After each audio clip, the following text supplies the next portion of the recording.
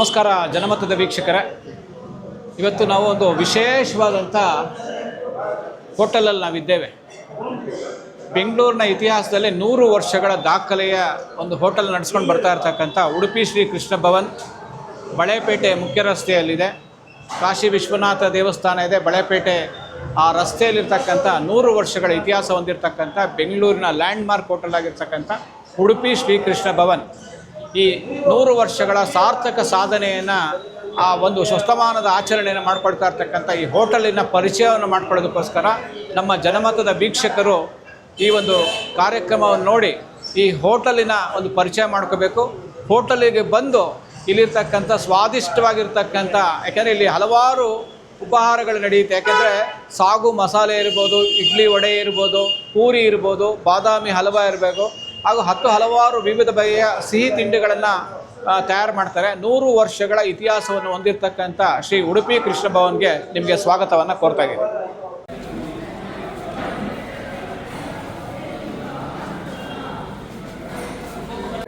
Sir ನಮಸ್ಕಾರ.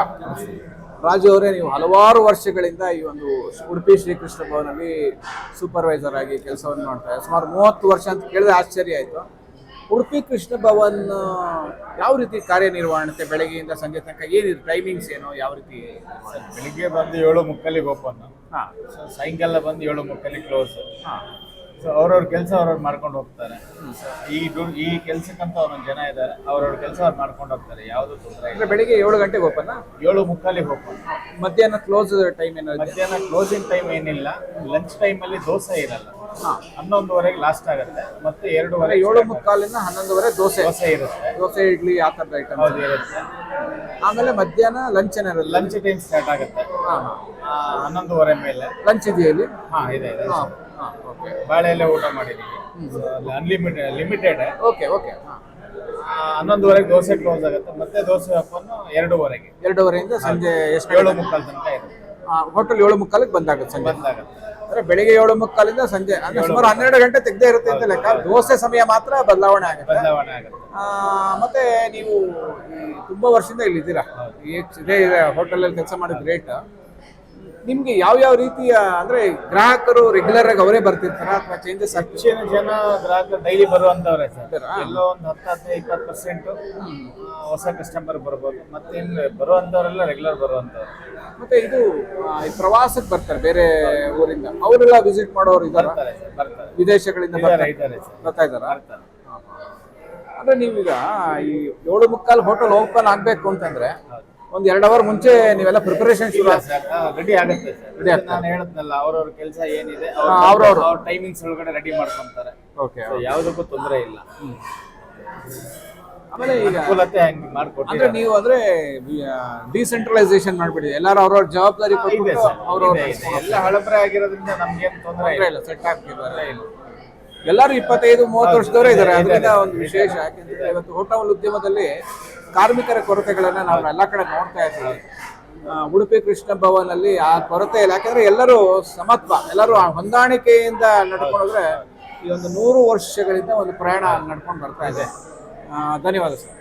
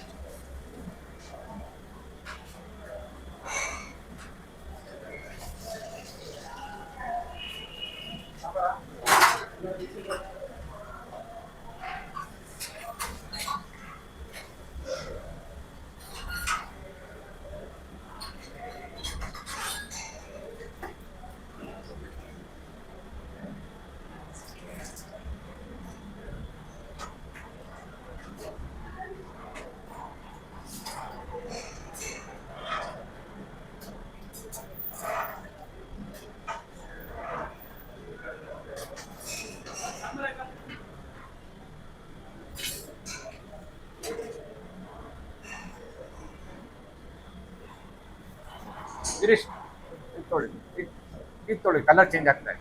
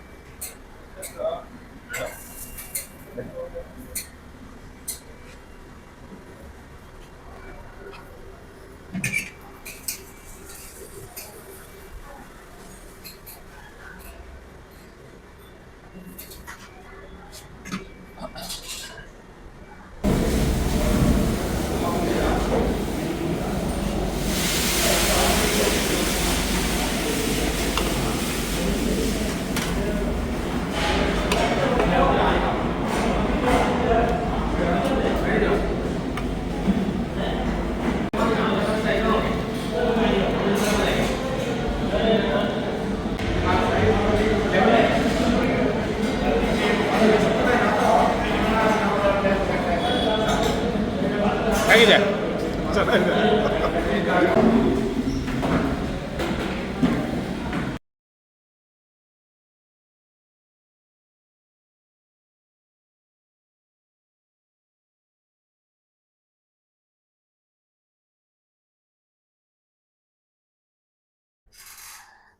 ವೀಕ್ಷಕರೇ, ಇವತ್ತು ನಾವೊಂದು ವಿಶೇಷ ವ್ಯಕ್ತಿಯ ಜೊತೆ ನಾವಿದ್ದೇವೆ. ಯಾಕೆಂದರೆ ಬೆಂಗಳೂರಿನ ಒಂದು ರೀತಿಯ ಲ್ಯಾಂಡ್ ಮಾರ್ಕ್ ಅಂದರೆ ಅತಿಥಿ ದೇವೋಭವ ಅಂತ ನಾವೆಲ್ಲ ಕಡೆ ಕೇಳ್ತಾ ಇದ್ದೀವಿ. 100 ವರ್ಷಗಳ ಕಾಲ ಸತತವಾಗಿ ಅತಿಥಿಗಳ ಸೇವೆಯನ್ನು ಮಾಡಿಕೊಂಡು ಹೋಟೆಲ್ ಇಂಡಸ್ಟ್ರಿಯಲ್ಲಿ ಒಂದು ಲ್ಯಾಂಡ್ ಮಾರ್ಕ್ ಅಂತಕ್ಕಂಥದ್ದು, ಬೆಂಗಳೂರಿಗೆ ಬಂದರೆ ಈ ಹೋಟ್ಲಿಗೆ ಬರಲೇಬೇಕು ಅಂತಕ್ಕಂಥ ಒಂದು ವಿಚಾರವನ್ನು ಬೆಂಗಳೂರು ನಗರದ ನಾಗರಿಕರು, ಇಡೀ ಕರ್ನಾಟಕ ಜನತೆಗೆ ಉಡುಪಿ ಶ್ರೀ ಕೃಷ್ಣ ಭವನ್ ಅಂತಕ್ಕಂಥದ್ದು 100 ವರ್ಷಗಳ ಒಂದು ಸಂಭ್ರಮದ ಆಚರಣೆಯ ಸಂದರ್ಭದಲ್ಲಿ ನಾವು ಇವತ್ತು ಆ ಹೋಟೆಲ್ನ ಮಾಲೀಕರಾಗಿರ್ತಕ್ಕಂಥ ಒಂದು ರೀತಿಯ ಸಜ್ಜನ ಸರಳ ವ್ಯಕ್ತಿತ್ವ ಹೊಂದಿರತಕ್ಕಂಥ ನಮ್ಮ ಸುಬ್ರಹ್ಮಣ್ಯ ಹೊಳ್ಳ ಅವರು ನಮ್ಮ ಜೊತೆಗಿದ್ದಾರೆ. ಸರ್ ನಮಸ್ಕಾರ. ನಮಸ್ಕಾರ. ಇವತ್ತು 100 ವರ್ಷ ತುಂಬ್ತಾ ಇದೆ ನಿಮ್ಮ ಈ ಒಂದು ಹೋಟೆಲ್ ಇಂಡಸ್ಟ್ರಿಯ ಒಂದು ಜರ್ನಿ. ಅಂದರೆ ಈ ಬಳೆಪೇಟೆಯ ಬದುಕು 100 ವರ್ಷ ಆಗೋಗ್ತಾ ಇದೆ. 100 ವರ್ಷ ಅಂತಕ್ಕಂಥದ್ದು ಒಂದು ಶತಮಾನದ ಇತಿಹಾಸದ ಪುಟದಲ್ಲಿ ನೀವು ಉಡುಪಿ ಕೃಷ್ಣ ಭವನ್ನು ಒಂದು ಇತಿಹಾಸದ ಗುರುತನ್ನು ಮಾಡ್ತಾ ಇದೆ ಹೋಟೆಲ್ ಇಂಡಸ್ಟ್ರಿ. ಯಾಕಂದರೆ ಬೆಂಗಳೂರಿನ ಪ್ರಥಮ ಹೋಟೆಲ್ ಅಂತಕ್ಕಂಥದ್ದು ನಾನು ಕೇಳ್ಪಟ್ಟಿದ್ದೀನಿ. ಒನ್ ಆಫ್ ದಿ ಅಂದರೆ ಮೊದಲು ಇದು 1920ನೇ ಇಸ್ವಿನಲ್ಲಿ ಶುರುವಾಯಿತು, ನಂತರ ಈ ಒಂದು ಜಾಗವನ್ನು ತೆಗೆದುಕೊಂಡು ಕಟ್ಟಿದ್ದು ಅಂತ. ದಯವಿಟ್ಟು ಆ ಇತಿಹಾಸವನ್ನು ನಮ್ಮ ವೀಕ್ಷಕರಿಗೆ. ಇದು 1902ನೇ ಇಸ್ವಿಲಿ ನಮ್ಮ ಬಳೆಪೇಟೆ ಸರ್ಕಲ್ ಅಂತಿದೆ, ಅಲ್ಲಿ ಉಡುಪಿ ಹೋಟ್ಲ್ ಅಂತ ನಮ್ಮ ಅಜ್ಜನ ದೊಡ್ಡಪ್ಪ ಅವರು ಶುರು ಮಾಡಿದ್ರು. ರಾಮಣ್ಣ ಅಂತ ಅವರು ಶುರು ಮಾಡಿ ಸುಮಾರು ವರ್ಷ ನಡೆಸ್ತಾ ಇದ್ರು. ಕಡೆಗೆ ನನ್ನ ಅಜ್ಜ ಬಂದು ಸೇರಿಕೊಂಡ್ರು ಜೊತೆ. ಸೇರ್ಕೊಂಡ್ಮೇಲೆ ನಮ್ಮ ಅಜ್ಜಂಗೆ ಎಕ್ಸ್ಪ್ಯಾಂಡ್ ಮಾಡಬೇಕು ಅಂತ ಹೇಳಿ ನಾವು ಸ್ವಂತ ಜಾಗಕ್ಕೆ ಹೋಗ್ಬೇಕು ಅಂತ ಈ ಜಾಗ 1919 ಜನಾರ್ದನಯ್ಯ ಅವರು ಇದನ್ನ ಜಾಗ ತಗೊಂಡ್ರು. ಈ ಜಾಗ ತಗೊಂಡ್ಮೇಲೆ ಅವ್ರು ಹೇಳಿದ್ರೆ ನಾನು ಎಲ್ಲ ಮಾಡ್ತಿರೋದು ನಿಂಗೋಸ್ಕರನೇ ಯಾಕೆ ಅಂತೇಳಿ ಅವರು ಅದನ್ನ ಯಾರಿಗೋ ಬಿಟ್ಕೊಟ್ಬಿಟ್ರು. ಆ ಜಾಗ ಅದು ಬಿಟ್ಟು ಕೊಡದೆ ಇದ್ರೆ ನಾವು ಬಹುಶಃ ಬೆಂಗಳೂರಲ್ಲಿ ಹಳೆ ಹೋಟ್ಲ್ ಆಗ್ತಾ ಇದ್ವಿ. ಅದು ರೆಂಟೆಡ್ ಜಾಗ ಅನ್ಸುತ್ತಲ್ಲ. ರೆಂಟೆಡ್ ಜಾಗ. ಅದನ್ನ ಬೇಡ ಅಂತ ಬಿಟ್ಕೊಟ್ಟು ಕಡೆಗೆ ನಾವು ಈ ಜಾಗ ತಗೊಂಡು ಇಲ್ಲಿ 26ರಲ್ಲಿ ಓಪನ್ ಮಾಡಿದ್ವಿ. ಇದು ಓಪನ್ ಮಾಡಿದ್ಮೇಲೆ ಇವತ್ತಿಗೆ 100 ವರ್ಷ ಆಗಿದೆ. ಇದರಲ್ಲಿ ಹಲವಾರು ನಮ್ಮ ಹಿರಿಯರು ನಮ್ಮ ಅಜ್ಜ ಆಗಲಿ, ಅವ್ರ ಅಜ್ಜ ಆದ್ಮೇಲೆ ನಮ್ಮ ಅಜ್ಜನ ಮಾವನವರು 4 ವರ್ಷ ನಡೆಸಿದ್ರು. ಸೋಮ್ಯಾಜಿ ಅಂತ ಒಬ್ರು ಹೇಳ್ತೀವಿ ಅದನ್ನ. ಯಾಕೆಂದ್ರೆ ನಮ್ಮ ಅಜ್ಜನ ಮಾವನವರು ಮಂಜಯ್ಯಕಾರ ಅಂತ ಇದ್ರು, ಅವರು ಒಂದು 4 ವರ್ಷ ನಡೆಸಿದ್ರು. ಯಾಕಂದ್ರೆ ನನ್ನ ಅಜ್ಜ ದಿಢೀರಂತ ತೀರೋಗ್ಬಿಟ್ರು, 32ರಲ್ಲಿ ತೀರೋದು. ಅದಾದ ನಂತರ ಅದು ನಡೆಸೋದಕ್ಕೆ ಯಾರಿರ್ಲಿಲ್ಲ ಅಂತ ನಮ್ಮ ಅಜ್ಜನ ಮಾವನವರು ನಡೆಸ್ತಾ ಇದ್ರು. ಕಡೆಗೆ ನನ್ನ ಅಪ್ಪನ ಅಕ್ಕಂಗೆ ಮದುವೆ ಮಾಡಿ ಅವರು ಸೋಮ್ಯಾಜಿ ಅಂತ ಅವರು ಈ ಹೋಟ್ಲ್ ಇವತ್ತು ಏನೇ ಇದ್ರು ನಮ್ಮ ಕೃತಜ್ಞತೆ ಅವರಿಗೆ, ಅವ್ರ ಕುಟುಂಬದವ್ರಿಗೂ. ಅಂದರೆ ಅವರೇ ಒಂದು ರಿಫಾರ್ಮೇಷನ್ ಕಂಪ್ಲೀಟ್ ಇವತ್ತು ಈ ಹೋಟ್ಲಿಗೆ 100 ವರ್ಷ ಬಾಳ್ಬೇಕಾದ್ರೆ ಅವರೇ ಕಾರಣ. ಅದಾದಮೇಲೆ ಅಫ್ಕೋರ್ಸ್ ನನ್ನ ತಂದೆ, ಆಮೇಲೆ ನನ್ನ ದೊಡ್ಡಪ್ಪ ಆನಂದರಾಮ್ ಒಳ್ಳ ಮತ್ತು ಶ್ರೀನಿವಾಸ ಒಳ್ಳ ಅಂತೇಳಿ ಇವರು ಒಂದು 40 ವರ್ಷ ನಡೆಸ್ಕೊಂಡು. ಓಕೆ. ಈಗ ಅದಾದಮೇಲೆ ನಾನು ಒಂದು 40 ವರ್ಷದಿಂದ ನಡೆಸ್ಕೊಂಡು ಬರ್ತೀನಿ. ನೀವು ತುಂಬ ಚಿಕ್ಕ ವಯಸ್ಸಿಗೆ ಹೋಟೆಲ್ ನಾನು ಹೆಚ್ಚು ಕಮ್ಮಿ ಕಾಲೇಜಲ್ಲಿ ಇದ್ದಾಗಲೇ ಬರೋಕ್ಕೆ ಶುರು ಮಾಡಿದ್ದೆ. ಅಂದರೆ ಆವತ್ತಿನ ವ್ಯಾಪಾರಕ್ಕೆ ನಮಗೆಲ್ಲ ಒಂಥರ ದುರಹಂಕಾರ. ಸೊ ಅದರಿಂದ ನಾವು ಹೋಟ್ಲಿಗೆ ಬಂದ್ವಿ, ನಾವು ಓದಕ್ಕೆಲ್ಲೂ ಹೋಗಲಿಲ್ಲ. ನಮ್ಮನೇಲಿ ನಾನು ನನ್ನ ದೊಡ್ಡಪ್ಪನ ಮಗ ಇಬ್ಬರೇ ಕಮ್ಮಿ ಓದಿರೋದು. ಇದೆಲ್ಲ ಅಬ್ರಾಡ್ ಸೆಟ್ಲ್ ಆಗಿ ಎಲ್ಲ ಹೊರಗಡೆ ಹೋಗಿ ಸೆಟ್ಲ್ ಆಗಿದ್ದಾರೆ. ಅಂದರೆ ಇವತ್ತು ಒಂದು ಹೋಟೆಲ್ ಇಂಡಸ್ಟ್ರಿ ಅಂತಂದರೆ ಕಾರ್ಮಿಕರ ಜಾಸ್ತಿ ಇನ್ವಾಲ್ವ್ಮೆಂಟ್ ಇರುತ್ತೆ, ಎಂಪ್ಲಾಯ್ಮೆಂಟು ಅಂಥವ್ರು.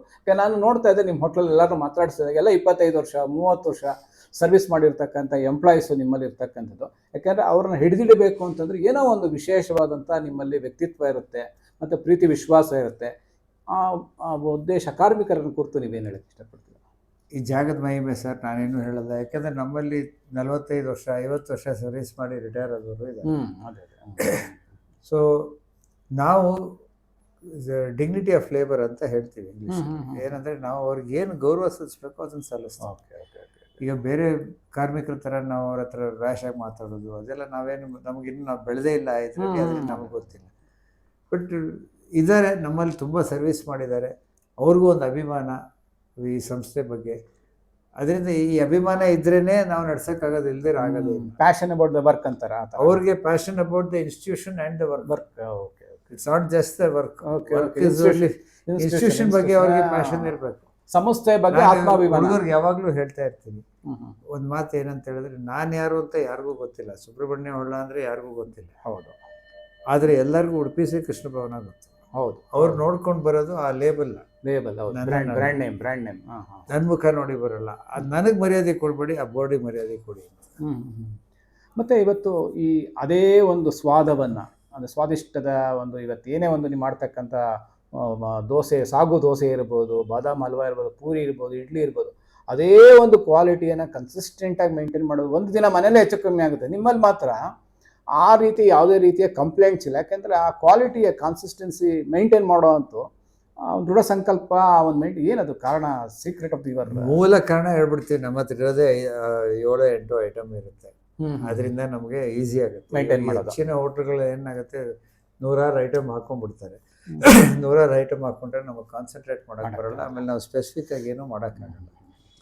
ನಮ್ಮಲ್ಲಿ ಏನಾಗಿದೆ, ಇತಿಹಾಸಿಕವಾಗಿ ನಾವು 5-6 ಐಟಮ್ ಮೇಲೆ ಏನೂ ಮಾಡ್ತಾನೆ ಇಲ್ಲ. ಅದ್ರ ಮೇಲೆ ನಾನು ಯಾರೋ ಕೇಳ್ತಾರೆ ಹೊಸ ಐಟಮ್ ತರ್ತಿರೋದು, ನಮಗೇನು ಬೇಕಾಗಿಲ್ಲ, ಇರೋದನ್ನು ಕರೆಕ್ಟಾಗಿ ಕೊಟ್ಟರೆ ಸಾಕು. ಒಂದು. ಎರಡನೇದು, ಈಗ ನಾವು ಕಳೆದ ಒಂದು 7-8 ವರ್ಷದಿಂದ ಎಲ್ಲ ಏನು ಮಾಡಿದ್ದೀವಿ, ಎಲ್ಲ ಮೆಷರ್ಡ್ ಮಾಡಿ ಸ್ಟ್ಯಾಂಡರ್ಡ್ ಆಪ್ರೇಟಿಂಗ್ ಒಂದು ಪ್ರೊಸೀಜರ್ ತೊಗೊಂಡು ಸ್ವಲ್ಪ ಟೆಕ್ನಾಲಜಿನ ಯೂಸ್ ಮಾಡ್ಕೊಂಡಿದ್ವಿ ಇವತ್ತಿನ ಆಧುನಿಕ ಇದನ್ನು. ಅದು ಬಿಟ್ಟರೆ ಇನ್ನು ದೇವರು ರುಚಿ ಯಾಕೆ ಕನ್ಸಿಸ್ಟೆಂಟ್ ಆಗಿದೆ ಅಂದರೆ ದೇವ್ರನ್ನೇ ಥ್ಯಾಂಕ್ಸ್ ಹೇಳ್ಬೇಕು ನಾನು. ಯಾಕೆ ಅಂದರೆ ಮಾಡೋವನಿಗೆ ಒಳ್ಳೆ ಮನಸ್ಸಿಂದ ಮಾಡಿದ್ರೆ ಐಟಮ್ ಚೆನ್ನಾಗಿ ಬರುತ್ತೆ ಅಷ್ಟೇ. ಅದು ಇರೋ ತನಕ ನಾವು ನಿಮ್ಮ ಇಲ್ಲಿ ದೋಸೆ ಇದೆಲ್ಲ ಸ್ವಾದ ಮಾಡ್ತಾ ಇದ್ದಾಗ ಎಲ್ಲ ನಮ್ಮ ತಾಯಿ ಮಾಡಿರೋ ದೋಸೆ ತರ ಅನುಭವವನ್ನು ನಮ್ಮ, ಯಾಕೆಂದ್ರೆ ಆ ಫೀಲಿಂಗ್ ಆಫ್ ಬರುತ್ತಲ್ಲ, ನಮ್ದು ವೇರಿಯೇಷನ್ ಬರುತ್ತೆ, ಇಲ್ಲ ಅಂತಲ್ಲ. ಬಟ್ ಕಸ್ಟಮರ್ ಗೊತ್ತಾಗಲ್ಲ, ನಮಗೆ ಗೊತ್ತಾಗ್ಬಿಡುತ್ತೆ. ನಿಮ್ಗೆ ನೀವು ಪ್ರತಿದಿನದ ನೋಡೋದ್ರೆ ಗೊತ್ತಾಗುತ್ತೆ. ಕೆಲವು ಸರ್ತಿ ಕಸ್ಟಮರ್ಗೆ ಗೊತ್ತಾಗಲ್ಲ, ಕೆಲವು ಕಸ್ಟಮರ್ ಹಿಡಿತಾರೆ. ಈ ತರ ಎಲ್ಲ ಇದೆ, ವಿಚಿತ್ರವಾಗಿದೆ ಕೆಲವೆಲ್ಲ. ಬಟ್ ಹೆಚ್ಚು ಕಮ್ಮಿ ನಾವು ಅಲ್ಲಿ ಇದೀವಿ. ನಾವು ಆಮೇಲೆ ಉಪಯೋಗಿಸೋ ಪದಾರ್ಥ ಯಾವುದ್ರಲ್ಲೂ ಕಾಂಪ್ರಮೈಸ್ ಮಾಡೋದು. ಬೆಲೆ ಜಾಸ್ತಿ ಅಂತ ಪದಾರ್ಥ ಯೂಸ್ ಮಾಡೋದನ್ನ ನಿಲ್ಲಿಸಲ್ಲ. ಅದು ಏನಿದೆ ನಾವು ಹಾಕೋದು ಹಾಕೇ ಹಾಕ್ತೀವಿ. ಅಂದರೆ ಒಂದು ಆ ಸ್ಟ್ಯಾಂಡರ್ಡೈಸೇಷನ್ ಆಗಿರೋದ್ರಿಂದ ನಮ್ಮ ಕ್ವಾಲಿಟಿಯ ಕನ್ಸಿಸ್ಟೆನ್ಸಿನೂ ಬರ್ತಾ ಇದೆ, ಮತ್ತು ಅದರಲ್ಲಿ ಪ್ರೀತಿ ವಿಶ್ವಾಸನೂ ತುಂಬಿರೋದ್ರಿಂದ ಆ ರುಚಿ ಅದು ಇಲ್ಲದೆ ಇದ್ರೆ ಯಾವುದು ಬರಲ್ಲ. ಮತ್ತು ಈ ಇಂಡಸ್ಟ್ರಿ ಇವತ್ತು ಹೋಟೆಲ್ ಇಂಡಸ್ಟ್ರಿ ಜನರಲ್ ಮಾತಾಡಿದಾಗ ಇವತ್ತು ತುಂಬ ಜನ ಉಡುಪಿ ಹೋಟೆಲ್ಗಳಂತ ತುಂಬ ಜನ ಶುರು ಮಾಡ್ಕೊಂಡ್ಬಿಟ್ಟಿದ್ದಾರೆ. ಉಡುಪಿ ಹೋಟ್ಲು ಅಂತಕ್ಕಂಥದ್ದು, ಉಡುಪಿ ಹೋಟೆಲ್ ಅಂತಕ್ಕಂಥದ್ದು ನಿಮ್ಮ ಒಂದು ಬ್ರ್ಯಾಂಡ್ ನೇಮ್ ಆಗುತ್ತೆ. ಉಡುಪಿ ಶ್ರೀ ಕೃಷ್ಣ ಭವನ್ ಅಂತಕ್ಕಂಥದ್ದು ಆ ಹೆಸರಿಗೆ ಮಹತ್ವವನ್ನು ತಂದುಕೊಟ್ಟಂಥ 100 ವರ್ಷಗಳ ಸಾಧನೆ. ಯಾಕೆಂದರೆ ಇವತ್ತು 100 ವರ್ಷ ಯಾವುದೇ ಒಂದು ಸಣ್ಣ ಇಂಡಸ್ಟ್ರಿಗಳು ನಡೆಸೋದು ಕಷ್ಟ ಆಗುತ್ತೆ. ಅಂಥ ಸಂದರ್ಭದಲ್ಲಿ ಈ ಒಂದು ಏರುಪೇರು, ಕರೋನಾ ಸಂದರ್ಭ ಇರ್ಬೋದು, ಬೇರೆ ಬೇರೆ ರೀತಿಯ ಸಂದರ್ಭಗಳು ಸಹ, ರಸ್ತೆ ಅಗಲೀಕರಣ, ರಸ್ತೆ ರಿಪೇರಿ, ಇಂಥ ಸಂದರ್ಭದಲ್ಲಿ ನೀವು ಹಲವಾರು ಸಮಸ್ಯೆಗಳನ್ನು ಕರೋನಾ ಆ ರೀತಿಯಲ್ಲಿ ಯಾವ ರೀತಿ ನೀವು ಅದನ್ನು ಫೇಸ್ ಮಾಡಿದೆ ಕರೋನಾದ ಟೈಮಲ್ಲಿ? ಕರೋನಲ್ಲಿ ನನಗೆ ತಿಳಿದಂಗೆ ನಮ್ಮ ಹೋಟ್ಲವ್ರಿಗೆ ಕರೋನಲ್ಲಿ ಆದಷ್ಟು ನಷ್ಟ ತೊಂದರೆ ಯಾರು ಕನಸಲ್ಲೂ ಅಂದ್ಕೊಂಡಿರಲಿಲ್ಲ, ಅಷ್ಟು ಆಗಿದೆ. ಯಾಕೆಂದರೆ ಎಷ್ಟೋ ಜನ ನಾವು ಯಾರಿಗೇನಾದರೂ ವಾರ ಆದರೂ ಕೂಡ ಹೋಟ್ಲ್ ಬೇಕಾಗುತ್ತೆ ಅಂತ. ಹೌದು ಹೌದು. ಅದು ಫಸ್ಟ್ ಟೈಮ್ ಏನಾಯಿತು, ಹೋಟ್ಲಿಗೂ ಬಾಗಿಲು ಹಾಕ್ಸ್ಬಿಟ್ರು. ಹೌದು, ದೇವಸ್ಥಾನಕ್ಕೆ ಬಾಗಿಲು ಹಾಕ್ಬಿಟ್ರು. ದೇವಸ್ಥಾನಕ್ಕೆ ಬಾಗಿಲು ಹಾಕಿದ್ರು, ಹೋಟ್ಲಿಗೆ ಬಾಗಿಲು ಹಾಕಿದ್ರು. ದೇವಸ್ಥಾನ ಬಾಗಿಲು ಹಾಕಿದ್ರು ಪರವಾಗಿಲ್ಲ ಸರ್, ತಿನ್ನೋಕ್ಕಿಂತ. ಆದರೆ ಮುಖ್ಯವಾಗಿ ಆವಾಗ ನಮಗೆ ಮುಖ್ಯಮಂತ್ರಿಗಳು ಕರೆಸಿ ಕಡೆಗೆ ನೀವು ಟೇಕ್ ಅವೇ ಆದರೂ ಮಾಡಿ ಅಂತ ಅವ್ರಿಗೆ ಒಂದು ವಾರದಲ್ಲಿ ಗೊತ್ತಾಗ್ಬಿಡ್ತು ತೊಂದರೆ ಆಗ್ತಾ ಇದೆ. ಅದರಿಂದ ಒಂದು ವಾರದಲ್ಲಿ ಮಾಡಿದ್ರು. ಬಟ್ ಆದರೆ ನಮಗೆ ಮಾಡೋಕ್ಕಾಗಿಲ್ಲ. ಯಾಕೆ ಅಂದರೆ ಕಾರ್ಮಿಕರೆಲ್ಲ ಊರ್ಗೊಟ್ಟಾಗ್ಬಿಟ್ಟು, ಅದರಿಂದ ನಮಗೇನು ಮಾಡೋಕ್ಕಾಗಿಲ್ಲ. Okay okay. ಈಗ ಉಡುಪಿ ಹೋಟ್ಲುಗಳು ತುಂಬ ಬಂದಿದೆ, ಎಲ್ಲ ನಮ್ಮೂರವರೇ ಮಾಡ್ತಾಯಿದ್ದಾರೆ. ಉಡುಪಿ ಹೋಟ್ಲ್ ಅಂತ ಇಟ್ಕೊತಾರೆ. ಬಟ್ ನಾನು ಅದಕ್ಕೇನು ಬಟ್ ಉಡುಪಿ ಶ್ರೀಕೃಷ್ಣ ಭವನ ಅಂತ ಯಾರೂ ಮಾಡೋಕ್ಕಾಗಲ್ಲ. ಯಾಕೆಂದರೆ ಅದು ಟ್ರೇಡ್ ಮಾರ್ಕ್ ರಿಜಿಸ್ಟ್ರೇಷನ್ ಆಗಿದೆ. ಅದನ್ನು ಇತ್ತೀಚೆಗೆ ಮಾಡಿಕೊಂಡೆ, ಯಾರೋ ಬೈದ ಮೇಲೆ. ಹೌದೌದು. ನಾನು ಯಾಕೆ ಆ ಪ್ರಶ್ನೆನೇ ಪ್ರೊಸೈಸ್ ಮಾಡಿದೆ ಅಂದರೆ, ನಕಲಿ ಉಡುಪಿಗಳ ಮಧ್ಯೆ ಅಸಲಿ ಉಡುಪಿಯ ಅಸ್ತಿತ್ವದ ಬಗ್ಗೆ. ಉಡುಪಿ ಅನ್ನೋ ಹೆಸರು ಜನರಿಕ್ ನೇಮ್, ನಾನೇನು ಮಾಡೋಕ್ಕಾಗಲ್ಲ. ಉಡುಪಿ ಶ್ರೀಕೃಷ್ಣ ಭವನ್ ಅಂತಕ್ಕಂಥದ್ದು, ಯಾಕೆಂದರೆ ನೀವು ಅದಕ್ಕೊಂದು ಬ್ರ್ಯಾಂಡ್ 100 ವರ್ಷಗಳ ಸತತ ಪರಿಶ್ರಮದಿಂದ ಒಂದು ಹೋಟೆಲ್ ಇಂಡಸ್ಟ್ರಿನ ಬಿಲ್ಡಪ್ ಮಾಡಿ, ಕೆಲವರು ಸುಮ್ಮನೆ ಬಂಡವಾಳ ಇರುತ್ತೆ, ನಂದು ಉಡುಪಿ ಹೋಟ್ಲು ಶುರು ಮಾಡ್ತೀನಿ ಅಂತಕ್ಕಂಥ ಮಧ್ಯೆ ನಿಮ್ಮದೇ ಆದ ಬ್ರ್ಯಾಂಡು, ಇಮೇಜು, ಕ್ವಾಲಿಟಿ, ಕನ್ಸಿಸ್ಟೆನ್ಸಿ ಇರೋದ. ಅದಕ್ಕೆ ನಾನು ಮಾಡ್ತಾರೆ. ನಾನು ಸುಮಾರೀಗ 4-5 ಜನಕ್ಕೆ ನೋಟಿಸ್ ಕೊಟ್ಟಿದ್ದೀನಿ. ಅದೆಲ್ಲ ಕೆಲವರು ಕಾಂಪ್ರಮೈಸ್ ಬಂದು ಚೇಂಜ್ ಮಾಡ್ಕೊಂಡಿದ್ದಾರೆ. Okay okay. ಒಂದು 2-3 ಜನ ಹಾಗೆ ಇದ್ದಾರೆ. ಅವ್ರಿಗೆ ಏನಾದರೂ ಮಾಡಬೇಕಿಲ್ಲ. ನೆಕ್ಸ್ಟ್ ನಾವು ತೊಂದರೆ ಮಾಡೋ ಉದ್ದೇಶಕ್ಕೆಲ್ಲ, ಗೊತ್ತಾಯ್ತು, ನಿಮ್ಮ ಅಸ್ತಿತ್ವವನ್ನು ಉಳಿಸ್ಕೊಳ್ಳೋದಕ್ಕೋಸ್ಕರ ಅಲ್ಲ, ಸರ್ವೈವಲ್ ಫಾರ್ ಎಕ್ಸಿಸ್ಟೆನ್ಸ್ ಅಂತಕ್ಕಂಥ ಮಾತುಗಳ. ಮತ್ತು ಇವತ್ತು ಹೋಟೆಲ್ ಇಂಡಸ್ಟ್ರಿ ಬ್ರಾಡ್ ಪ್ರಾಸ್ಪೆಕ್ಟ್ ಇವತ್ತು ಅದು ದೊಡ್ಡ ಉದ್ಯಮವಾಗಿ ಬೆಳೀತಾ ಇದೆ ಹೋಟೆಲ್ ಇಂಡಸ್ಟ್ರಿ. ಇವಾಗ 100 ವರ್ಷಗಳ ಸಂದರ್ಭದಲ್ಲಿ ನೀವೇನಾದ್ರು ಹೊಸ ಆಲೋಚನೆಗಳು, ಯೋಜನೆಗಳೇನಾದ್ರು ಇಟ್ಕೊಂಡಿದ್ದೀರ? ಸದ್ಯಕ್ಕೆ ಇಟ್ಕೊಂಡಿಲ್ಲ. ಏನಾಗಿದೆ, ನಮಗೆ ದೊಡ್ಡ ಸಮಸ್ಯೆ ನಮ್ಮ ಹೋಟೆಲ್ ಉದ್ಯಮಿಗೆ ಇರೋದು ಕಾರ್ಮಿಕರು. ಮೊದಲಿಂದ ಇವಾಗ ನಮ್ಮಲ್ಲಿ ಹೇಳಿದ್ರೆ 25 ಆ ಥರ ಇವತ್ತೆಲ್ಲೂ ಸಿಕ್ಕಲ್ಲ. ಹೌದು ಹೌದು. ಸೊ ಕಾರ್ಮಿಕರಿಗೆ ಏನಾಗಿದೆ, ಹಲವಾರು ಬದಲಾವಣೆಗಳಾಗಿದೆ. ಕಾರ್ಮಿಕರ ಅವರ ಆಲೋಚನೆಗಳಲ್ಲಿ ಏನಾಗಿದೆ, ನಮ್ಮ ಮೊದಲು ಉಡುಪಿಯಿಂದ ನಾವು ಯಾವುದೇ ಹೋಟ್ಲಿಗೆ ಹೋದರೂ ಉಡುಪಿ ಇರ್ತಾರೆ. ಉಡುಪಿ ಅಥವಾ ಕುಂದಾಪುರ ಆ ಕಡೆಯಿಂದ. ಈಗ ಅದು ಸಂಪೂರ್ಣ ಹೊರಟೋಗಿದೆ.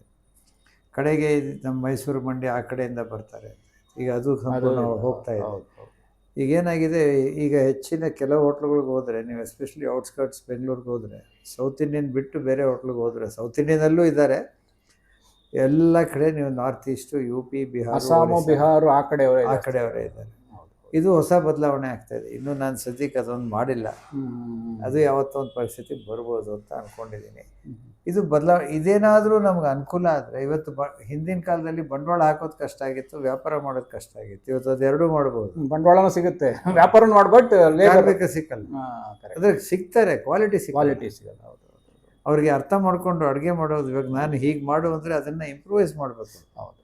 ಅದು ಮಾಡದೇ ಇದ್ರೆ ನಾನು ಯೂಸ್ಲೆಸ್ ಆಗ್ಬಿಡ್ತೀನಿ. ನನಗೆ 24 ಗಂಟೆ ಕೂತ್ಕೊಂಡು ಅಡುಗೆ ಮಾಡಂಗಿದ್ರೆ ನನಗೆ ಯಾಕೆ ಅಂದ್ಬಿಡ್ತೀನಿ ನಾನು. ಹೌದು. ಇದು ನಿಜವಾದ ಸಮಸ್ಯೆಗಳು. ಈಗೇನಾಗುತ್ತೆ, ಕೆಲವರು 120 ಬ್ರಾಂಚು 30 ಬ್ರಾಂಚು ಮಾಡ್ತಾರೆ. Somewhere quality issues will come.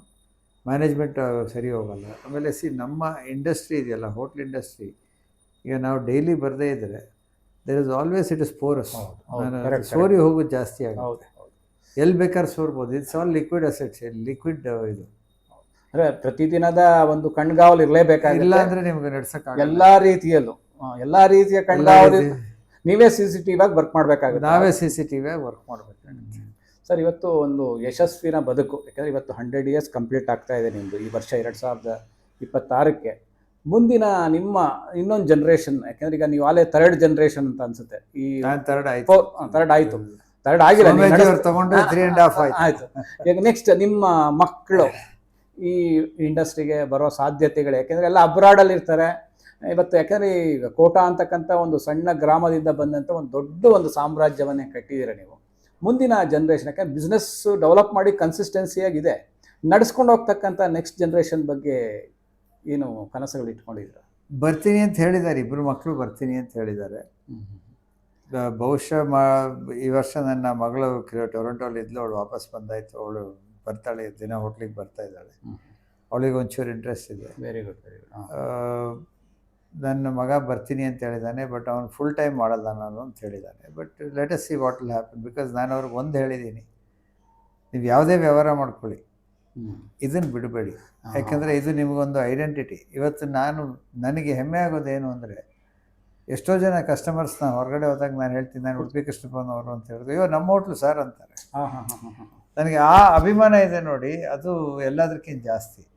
ಅದು ನಮ್ಮ ಹೋಟ್ಲು ಅಂತ ಕಸ್ಟಮರ್ ಹೇಳಬೇಕಾದ್ರೆ ಅವ್ರು ನಿಜವಾಗ್ಲೂ ಅದೊಂದು ಅಭಿಮಾನ ಇರಬೇಕು ಅವ್ರಿಗೆ. ಅದು ಬೆಂಗಳೂರಿನ ಹೃದಯ ಭಾಗದಲ್ಲಿರ್ತಕ್ಕಂಥ ಜಾಗವನ್ನ ಉಳಿಸಿ ಬೆಳೆಸ್ತಕ್ಕಂಥ ಆಲೋಚನೆ ಹೇಳ್ತಾ ಇದ್ರು. ಕೆಲವ್ರು ಬರ್ತಾರೆ, ಎಲ್ಲೋ ಮಾರ್ತಳ್ಳಿಯಿಂದ ಕಾಫಿ ಕುಡ್ಕೊಂಡು ಹೋಗಿ ಬರ್ತಾರೆ, ಜೆ ಪಿ ನಗರಿಂದ ಬಂದು ಅವ್ರು ಹೇಳ್ತಾರೆ, ಇಲ್ಲಿ ಬಂದು ನಾನು ಕೂತ್ಕೊಂಡು ಒಂದು ಕಾಫಿ ಕುಡಿದ್ರೆ ಒಂಥರ ತೃಪ್ತಿ ಆಗುತ್ತೆ. ಈಗ ನಾವು ಈ ಬಿಲ್ಡಿಂಗ್ ಉಳಿಸ್ಕೊಬೇಕಾ, ಕಮರ್ಷಿಯಲಿ ವಯಬಿಲಿಟಿ ಇದೆಯಾ, ಮಕ್ಕಳು ಬರ್ತಾರ, ಇದೆಲ್ಲ ಮುಂದಿನ ಒಂದು ವರ್ಷ, ಪ್ಲಾನಿಂಗ್ ಕೆಲವು ವರ್ಷಗಳಲ್ಲೇ ಗೊತ್ತಾಗುತ್ತೆ. ಬ್ಲೂ ಪ್ರಿಂಟ್ ಮಾಡ್ತಾ ಇದ್ದೀರಾ? ಮಾಡ್ತಾ ಇಲ್ಲ, ಬಂದಂಗೆ ನಡ್ಕೊಂಡು ಹೋಗ್ತಾ ಇದ್ದೀನಿ. ಅಂದರೆ ಭಗವಂತ ಈ 100 ವರ್ಷ 200 ವರ್ಷಗಳಾಗಲಿ, ಮತ್ತು ನಿಮ್ಮ, ಯಾಕಂದರೆ ಇವಾಗ ನೀವು ಇಷ್ಟೊಂದೆಲ್ಲ ಎಫರ್ಟ್ ಆಗ್ತಿಲ್ಲ, ಮನೆ ಬ್ಯಾಕ್ಗ್ರೌಂಡ್, ನಿಮ್ಮ ಮನೆಯಿಂದ ಸಪೋರ್ಟ್ ಯಾವ ರೀತಿ ಇದೆ? ಇದೆ, ನನ್ನ ಹೆಂಡತಿ ಬರ್ತಾಳೆ ಕೆಲವು ಸರ್ತಿ, ಅವಳು ಬರ್ತಾಳೆ. ಅವ್ರ ಹೆಸರು ಹೇಳ್ಬೋದಾ? ರಶ್ಮಿ ಅಂತ ಹೇಳ್ಬಿಟ್ಟು ಅವರು. ಮಕ್ಕಳ ಹೆಸರು ಹೇಳಿ ಸರ್. ಸಾಧನಾ ಮತ್ತು ಸುಹಾಸ್ ಅಂತ ಓಕೆ ಓಕೆ. ಇಬ್ಬರು ಇದ್ದಾರೆ. ಅವರು ಬರ್ತಾರೆ, ಇಬ್ಬರು ಗೈಡ್, ಏನಾದರೂ ಬೇಕಾದರೆ ಹೆಲ್ಪ್ ಮಾಡ್ತಾರೆ ಬಂದರೆ. ಅಂದರೆ ಸಂಪೂರ್ಣ ಕುಟುಂಬದ ಸಹಕಾರ ನಿಮಗೆ ತುಂಬ ಚೆನ್ನಾಗಿರೋದ್ರಿಂದ ಈ ಒಂದು ಯಶಸ್ವಿಯ ಬದುಕು ನಡ್ಕೊಂಡು ಬರ್ತಾ ಬರ್ತದೆ. ಹಾಗೆ ಸರ್, ಈ ರೀತಿ ಒಂದು 100 ವರ್ಷ ಕಂಪ್ಲೀಟ್ ಮಾಡ್ತಾ ಇದ್ದಾರೆ. ನಮ್ಮ ಎಲ್ಲ ಜನಮತದ ವೀಕ್ಷಕರ ಪರವಾಗಿ ನಿಮಗೆ ವಿಶೇಷ ಧನ್ಯವಾದ. ಯಾಕಂದರೆ ಈ ರೀತಿಯ ಸ್ವಾದಿಷ್ಟಭರಿತ ಪ್ರೀತಿಪೂರ್ವಕವಾದಂಥ ಒಂದು ಉಪಹಾರವನ್ನು, ಫಲಹಾರವನ್ನು, ಊಟವನ್ನು ಬಡಿಸ್ತಾ ಇರತಕ್ಕಂಥ ಬೆಂಗಳೂರಿನ ನಾಗರಿಕರ ಪರವಾಗಿ ನಿಮಗೆ ಧನ್ಯವಾದವನ್ನು ಸಲ್ಲಿಸ್ತೇನೆ. ನಮಸ್ಕಾರ, ಥ್ಯಾಂಕ್ ಯು. ನಿಮ್ಮ ಟಿ ವಿಯವ್ರಿಗೂ ನಮ್ಮ ವಂದನೆಗಳು. Thank you. Thanks sir.